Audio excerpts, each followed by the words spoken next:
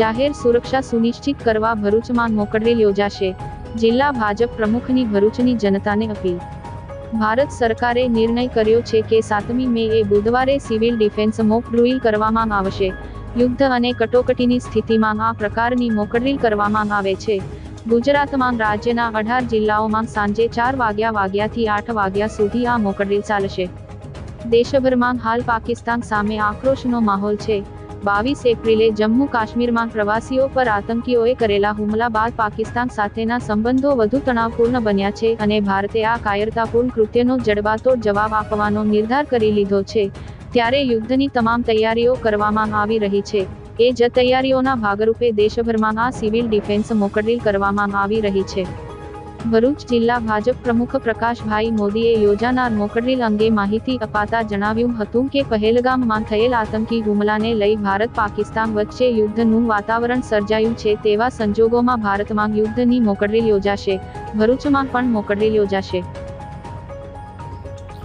22 એપ્રિલના રોજ કાશ્મીરના પહેલગામ સ્થિત બેસરનની ખીણમાં આપણા દેશના જે પર્યટકો હતા એમને પાકિસ્તાન સ્થિત આકાઓની દોરવણીથી આતંકવાદીઓએ જે નિર્મમ હત્યા કરી છે એમના ઉપર ગોળીબાર કરીને, એના કારણે સમગ્ર દેશનું જ નહીં પરંતુ સમગ્ર વિશ્વ હચમચી ઉઠ્યું છે અને આતંકવાદીઓ સામે નક્કર પગલાં લેવા માટેની કાર્યવાહી થઈ રહી છે.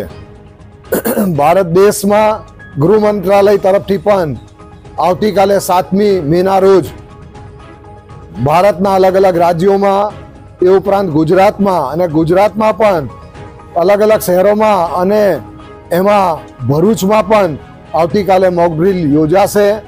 આ મોક ડ્રીલ એટલે એક પ્રકારનું સાયરન વાગશે અને એ સમયે સામાન્ય વિદ્યાર્થીઓએ, ઇન્ડસ્ટ્રીઝમાં કામ કરતા કામદારોએ, મોલમાં કામ કરતા કામદારોએ, વિદ્યાર્થી શાળા કોલેજના આ લોકોએ તેમજ સામાન્ય નાગરિકોએ કઈ રીતે વર્તવું અને શું કાર્યવાહી કરવી એનું માર્ગદર્શન આપવામાં આવશે. અને મોકડ્રીલ વખતે જે સાયરન વાગશે એ સામાન્ય સાયરનો કરતાં એની અલગ પ્રકારની ડેસિબલ એની ક્ષમતા હશે, 120થી 140, અને એમાં પણ આ સાયરનની ગતિ ધીરે ધીરે વધતી રહેશે અને ધીરે ધીરે ઓછી થતી રહેશે. અને આ રીતે મોક ડ્રીલ અગાઉ 1962માં ભારત અને ચીનના યુદ્ધ વખતે, 1965 અને 1971માં ભારત અને પાકિસ્તાનના યુદ્ધ વખતે પણ કરવામાં આવી હતી. અને એવી જ સ્થિતિ મોક ડ્રીલ વખતે આવતીકાલે કઈ રીતે પબ્લિકે વર્તવું એનું પણ આ મોક ડ્રીલ પહેલાં એવું માર્ગદર્શન આપવામાં આવશે. આમાં કોઈ પણ પબ્લિકે કોઈ પણ રીતે ડરવાની જરૂર નથી. આ એક રિહર્સલ છે કે હકીકતમાં યુદ્ધ થાય તો આપણે શું કરવું જોઈએ એ માટેનું એક રિહર્સલ છે.